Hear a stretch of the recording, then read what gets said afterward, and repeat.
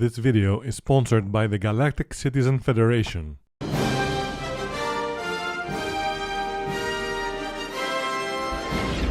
Before we get started, I'm doing my part.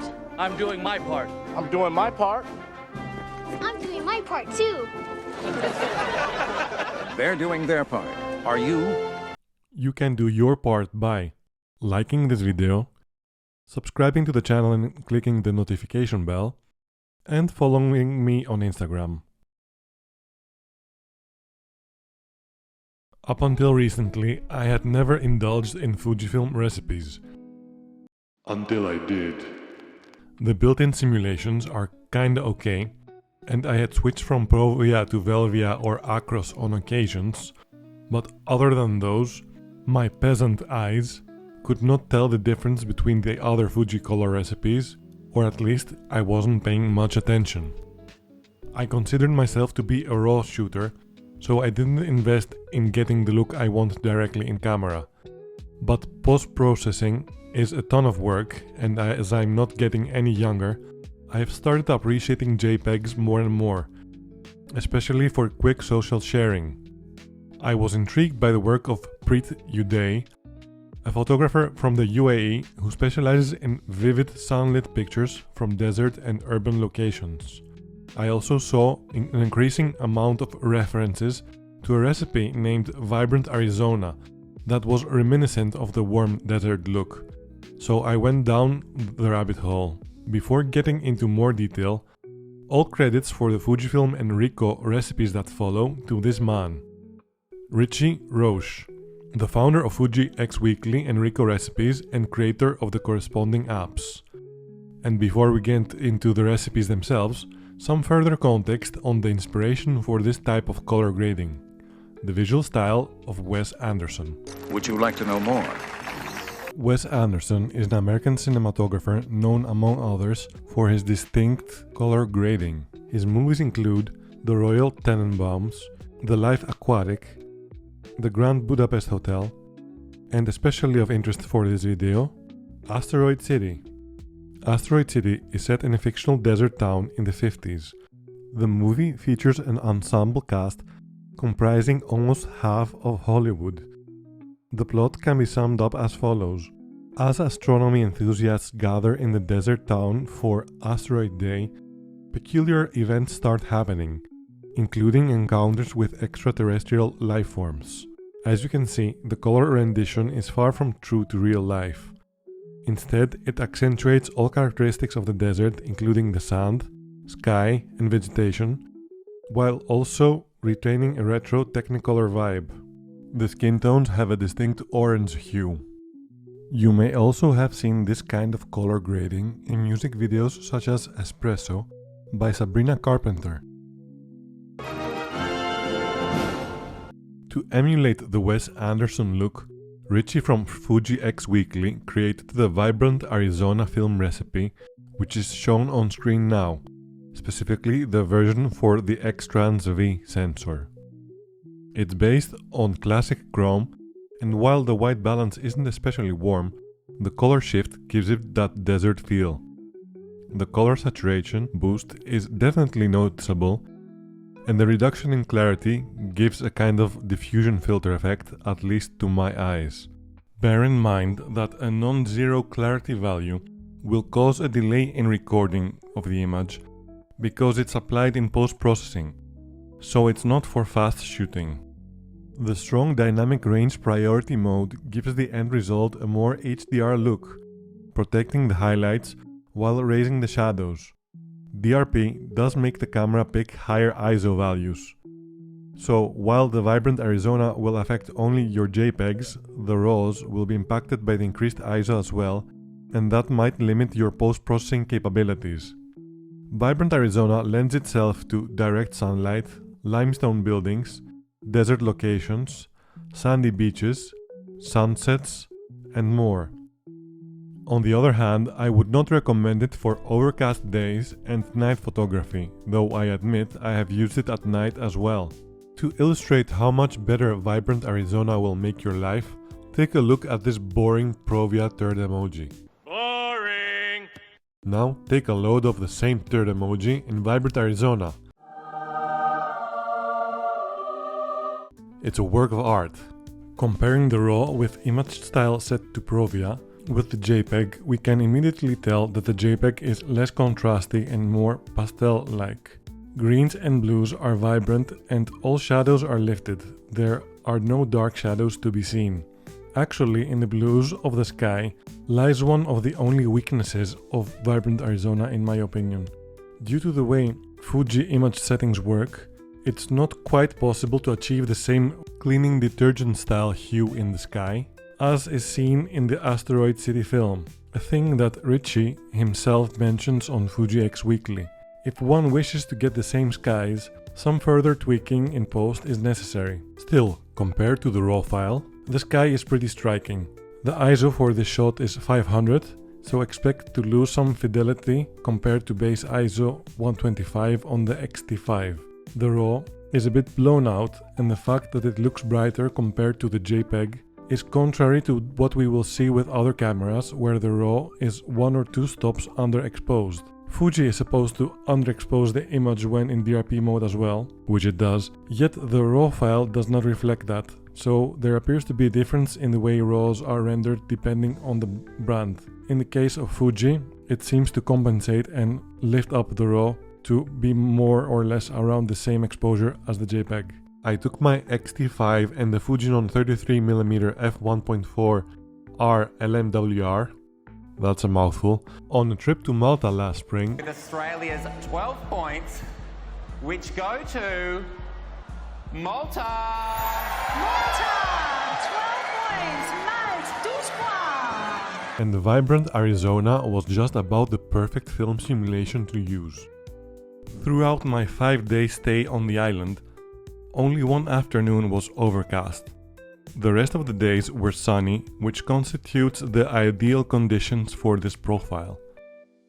Almost all monuments and most of the buildings in the historical centers of the cities of Malta are limestone colored.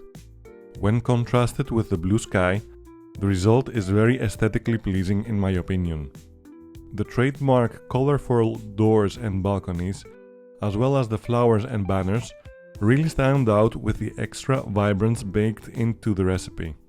The dynamic range adjustment makes the image less contrasty, bringing out more detail in the shadows. To further boost the brightness during daytime, it is recommended to use at least 0.7 up to 1 stop of exposure compensation. I'm gonna leave you with about a minute of further image samples from Malta. Feel free to skip ahead to the next section. The next section can be found at the end of the timer or by clicking on the chapter timestamps in the video description.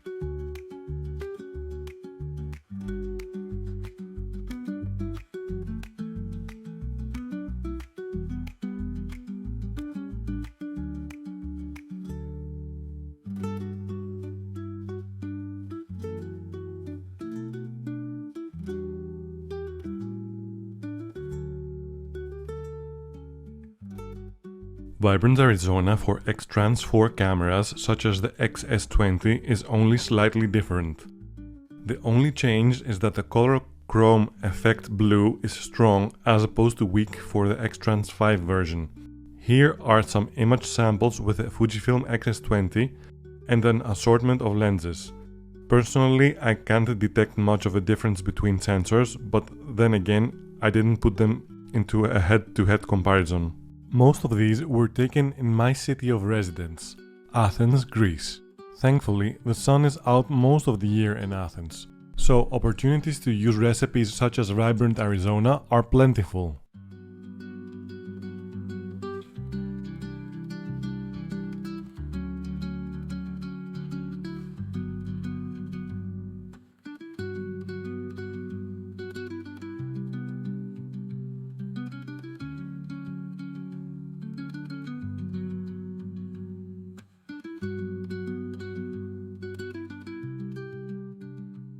For GFX cameras with the latest 100 megapixel sensor, the same recipe settings as for the X-Trans 5 sensor are recommended. While the GFX sensors are Bayer, not X-Trans, I find the output equally pleasing and wouldn't be able to tell you if it was one kind of sensor or the other.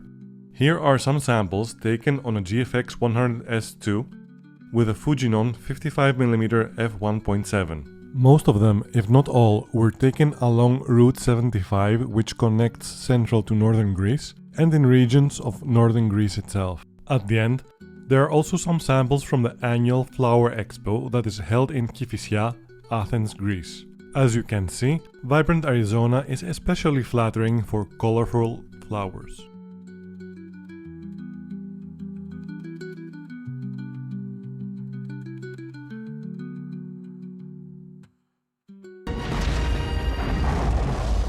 Ricoh GR cameras are also known for their customizability with regard to image controls, as Ricoh calls them. It offers a number of them out of the box, such as vivid, monotone, cross-process, positive film, etc., which the community has further tweaked to create new looks. Unfortunately, config here is kind of cumbersome because the settings are spread across two menus, not one as per Fuji. Ricoh recipes and the corresponding app, again by Richie, are a great source for Ricoh recipes. My eye immediately fell on the Vibrant Nostalgia recipe. While the warmth and color shift doesn't match Vibrant Arizona very closely, which it doesn't claim to much anyway, I have been using it for the same kinds of scene and I'm pretty satisfied by it. Comparing with the corresponding RAW file, the JPEG is obviously more appealing, but since ISO in this case has been bumped only to 200, the RAW file is not cooked and has a lot of room for processing should you want to. In the following segment, you can see some samples taken with this recipe on a Ricoh GR3 and GR3X. As you will probably be able to see, saturation can be a bit over the top. Note that I had a short stash everyday polarizing mist filter with 1/4 strength, so the halation can be attributed to that. These images were taken in a variety of places, including Athens, Pelion, the island of Kos, Turkey, and even as far away as Singapore and Malaysia. Kos, Pelion and Bodrum were unsurprisingly bathed in sunlight as I visited them in the hot Greek and Turkish summer. On the other hand, Singapore and Malaysia were not very sunny at the time of my visit at all. Yet, I still like the look of this recipe, even in overcast places.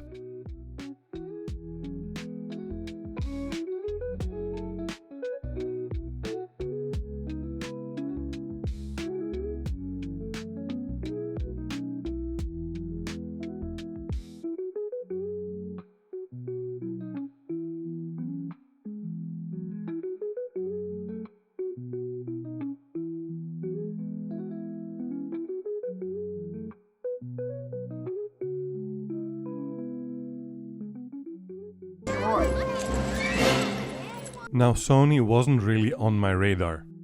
I knew most Sony cameras offer creative styles, some of which aren't bad, and picture profiles, but I hadn't seen much in the way of a film recipe community like the one Fujifilm has. Up until the moment, I found this guy's post on Reddit which got me hooked. Veres Deni Alex. As a filmmaker, he has an eye for color and tone, creating upwards of 75 film recipes. I bought his recipe pack for €32, and I have to say that the value for money is pretty awesome. Besides the recipes, you get PDFs and sample images from color swatches that illustrate how colors are rendered with each recipe. If you're in the Sony camp and curious about film recipes, I can't recommend this pack highly enough. As a side note, Sony doesn't allow you to rename picture profiles, so you'll have to remember what you have changed them to, which is a bit of a bummer. For those who want to try before they buy, he is also offering a free pack, out of which I singled out the Portra 800 recipe. Note that it's a very flat recipe and doesn't seem to match Portra 800 from Fuji-X Weekly, but I found it enjoyable for sunny days. With a bit of contrast and saturation boost in post, it can yield pretty nice results. In the paid pack, I was thrilled to find an Asteroid City recipe, which seems to be quite faithful to the movie. The only thing I'm not that thrilled about is that it's a bit greenish and the reds come out totally magenta. The recipes from this site even work on cameras such as the ZV-1, so you can have extremely pocketable Asteroid City look wherever you go. Comparing the RAW with the JPEG, we can see that the RAW is exactly 2 stops underexposed because of the log profile which underexposes to protect the highlights. The ISO is at 800, which is the lowest based ISO for log video, so you can expect a bit of an IQ penalty compared to base ISO 100, but the sensor in the A6700 is not too shabby in this respect. The JPEG, where the camera has boosted the exposure up by 2 stops, especially in the shadows, is way less contrasty, and the color grading gives that Asteroid City pastel vibe, especially in the blues, greens and magentas. I cannot show you the recipe since it's for sale, but I can definitely show you what I shot in Athens, Rome and Tivoli with the Sony A6700 and the Sigma 16-300. Needless to say, the sunny weather, the ancient ruins and the colorful buildings of the historical centers are a great match for the Asteroid City type of color grade. You can notice how the reds are a bit off, especially in the Italian flag. In an unrelated note, I'd like to say that Villa d'Este in Tivoli, a UNESCO heritage site, is one of the most beautiful places I've ever been to, and if you ever find yourself in Rome, I highly recommend that you set out some time for a day trip to Tivoli. Your camera will thank you.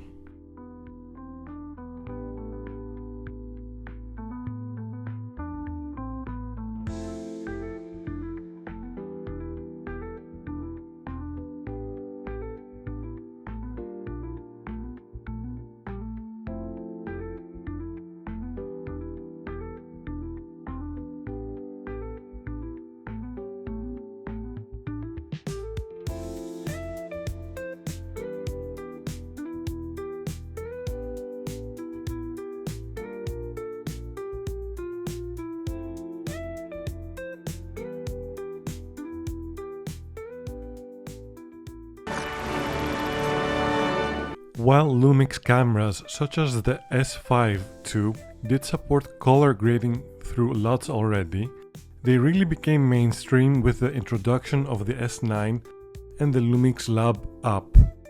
Note that LUTs are separate from other image styles like monochrome, cross-process, etc.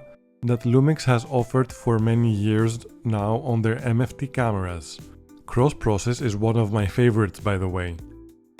I haven't found an Asteroid City LUT yet for Lumix, but my favorite LUT for bright sunlit scenes is Warm Contrast by a photographer identifying only as Lewis. Note that the Warm Contrast LUT is a video LUT which uses a log profile.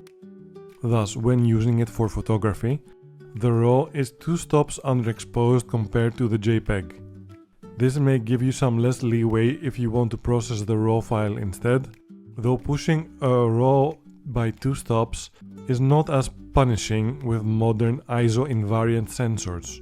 As the name gives away, this LUT is warm and contrasty, and I found out that its tone curve and color rendering is very much suited to the same subject matter that Vibrant Arizona also works for.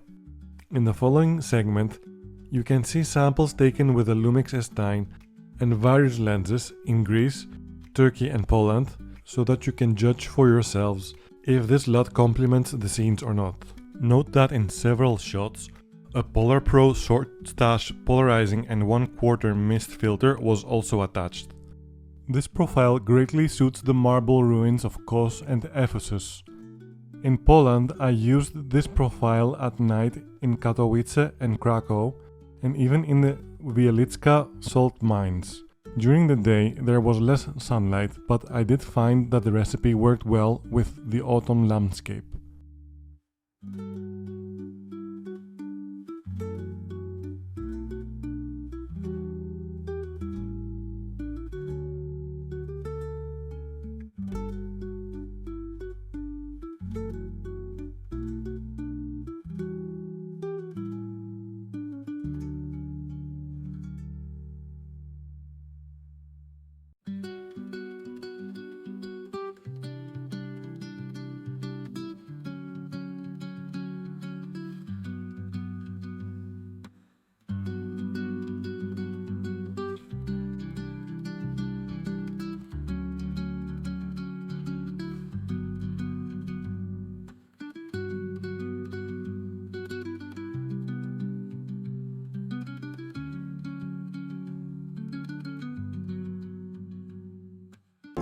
like to know more?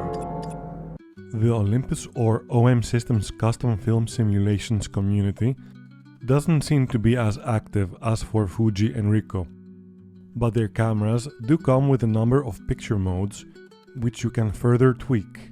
These picture profiles were originally introduced on the Pen F and have since been ported to their newer models, like the Pen EP7 I am using, and even the TG7. One that I immediately started using for the same scenes that I use Vibrant Arizona for is named Art 13, or otherwise Vintage 1. It's not that close to Vibrant Arizona, but it's a warm, vibrant, vintage picture mode with a bit of a fade and raised blacks, as well as a very overexposed highlights. Comparing RAW with JPEG, we can see that while the RAW is perfectly fine and is shot at base ISO, i.e. there's not some log stuff going on here to flatten the image, it's not especially captivating. On the other hand, the JPEG is way more dramatic, with raised highlights, a sky color reminiscent of window detergent, and warmth that makes the church look as if it's in Mexico. In the samples shown on screen right now, you can get an idea of how it renders day and night scenes. As you can see, the general aesthetic is quite orange teal, and highlights are in many cases almost blown out.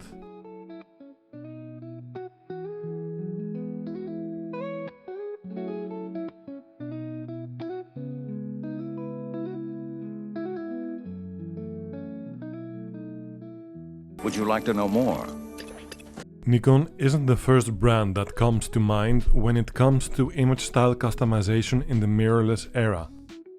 But they have offered the ability to customize picture controls, as is the Nikon term for it, for some time now.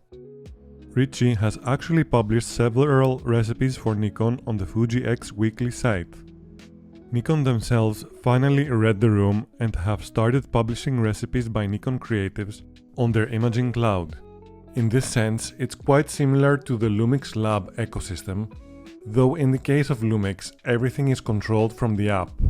Nikon has supposedly made it easier to get them on your camera, at least for the Nikon Z6 III, Z5 II, ZF and Z52. I'm not holding my breath for the others. But the UX is cumbersome, forcing you to set up credentials on the camera instead of utilizing the existing SnapBridge application. Anyway, it's something. As for the actual profiles, I haven't come across a Vibrant Arizona-like profile as yet, but I've been trying Hidamari Color by Haruka Koharu, which kinda gets me close. It doesn't have warm white balance or color shift baked in, therefore I'm currently using cloudy or shade white balance, but it probably needs less of a warmth boost and more of a color shift. Comparing a RAW file, or to be more precise, a RAW file with the standard camera profile applied, with a JPEG with an imaging cloud profile, we can see that the RAW is much more contrasty, with darker shadows. The JPEG is flatter looking, with raised shadows and vibrant greens and blues. The ISO is 100 in both cases, so the flatter look is not achieved via some log or dynamic range boosting mode, but probably by raising the shadows and blacks.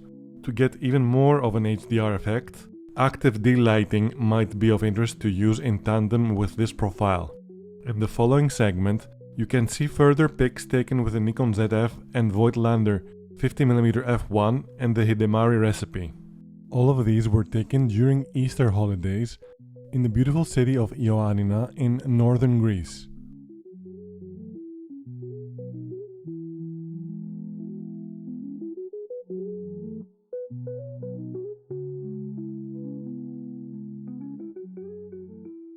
Would you like to know more? On a smartphone camera, your options will be highly dependent on your phone brand. My current handset, a Vivo X90 Pro, comes with a number of image styles. The one I have been using most for that sunlit, summery feeling is one named Western. It's not quite Vibrant Arizona level, but I do find it flatters limestone and marble buildings. It gives a warm vintage feel and boosts the vibrance of reds, oranges and the sky. The shadows are less lifted than Vibrant Arizona and overall it looks more contrasty. I'll leave you with some further image samples before getting to the next section.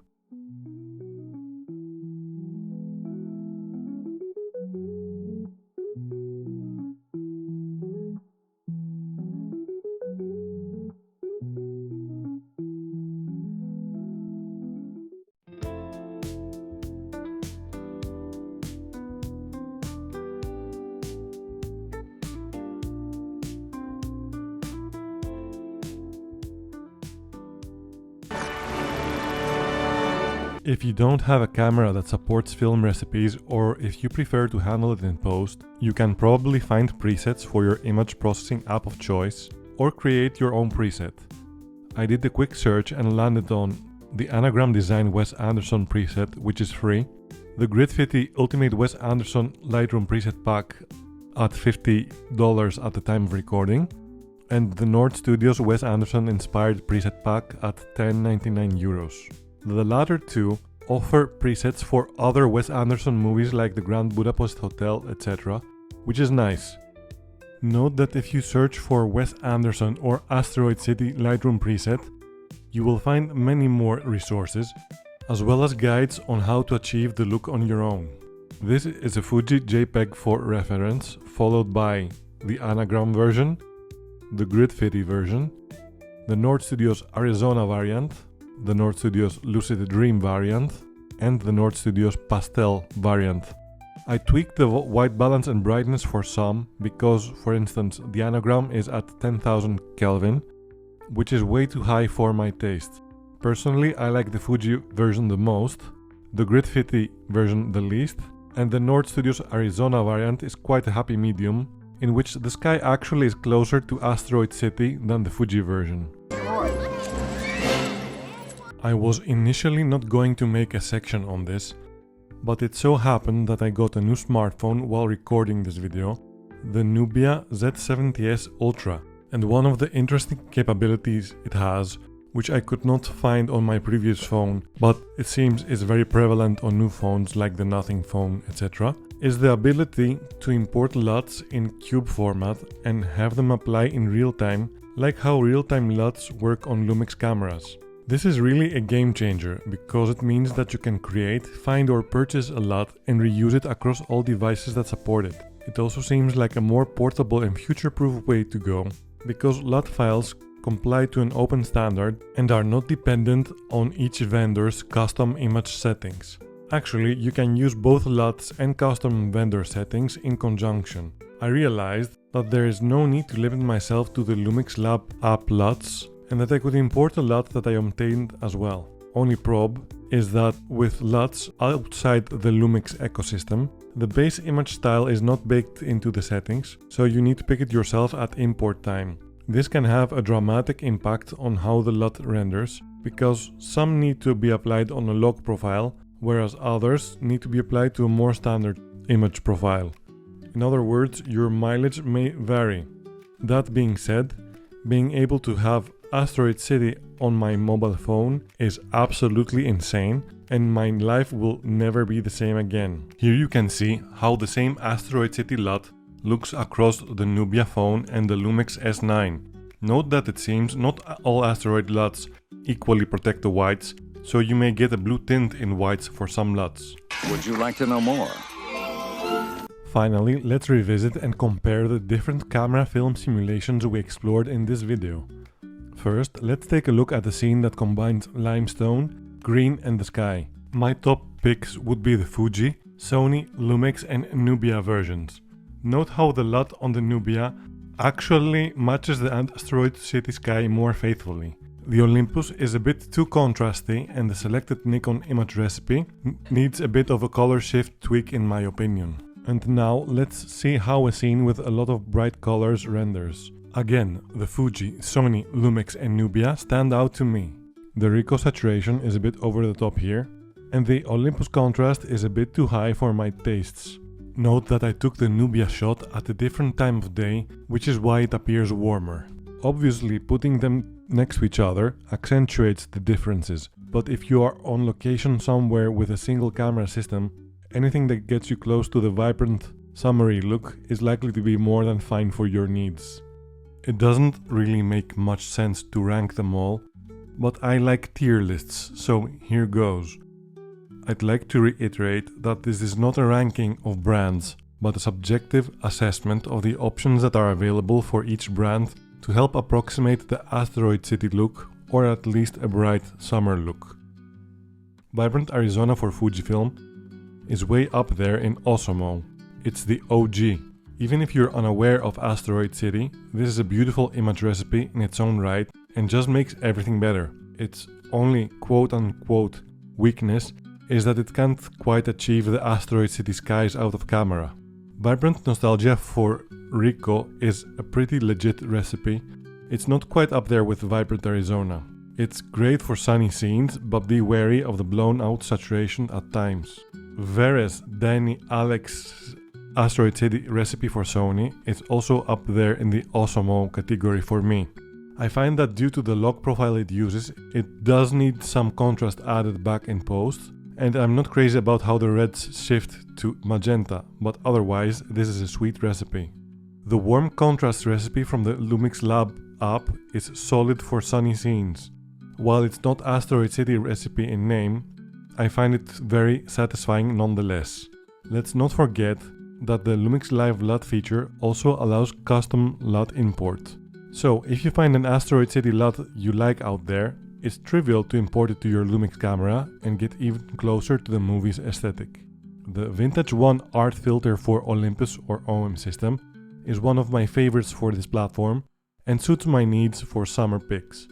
The highlights are brighter than in the other recipes in this comparison. The shadows, on the other hand, are not as lifted, so despite the raised blacks, this profile gives a more contrasty feel. Nikon has the same strength as Lumix in the sense that they have a first-class support for image recipes in their app ecosystem, though to be honest, I'm not very thrilled with the current implementation and recipe selection. While an Asteroid City profile might be out there, the closest one that I could find, Hidamari Haruka, was still not quite close enough, so rating the Nikon experience overall as passable. Vivo, at least the X90 Pro I had at my disposal, did have a Western filter that was good enough for my use case. I don't know if the X200 Pro or Ultra have improved filters or even real-time LUT support. I can't say it's quite Vibrant Arizona level, even though it was my go-to profile. It lacks a bit of brightness in the highlights, so you constantly need to remember to pull up the exposure compensation. Hence, I'm inclined to put it between passable and legit. I'll leave it at passable to keep company with Nikon. Finally, the Nubia, or all phones that have a real-time LUT engine for that matter, show a lot of promise. With a couple of Asteroid City LUTs I tried, I got very pleasing results for a smartphone. On the minus side, it's not quite evident, at least to me, what base style is required for the LUT to function as designed. But with a bit of trial and error, it's possible to get live color grades out of your phone that were inconceivable before. This, in my opinion, is the future of image styles on a mobile, and I'm very excited about it. Hence, I'm also placing it in the Osmo tier. That's all for this episode. Hope it was of some value to you. As are Soldiers like Private Ace Levy and Lieutenant John Ricoh. Come on, you ape! You wanna live forever! We need you all. Service guarantees citizenship.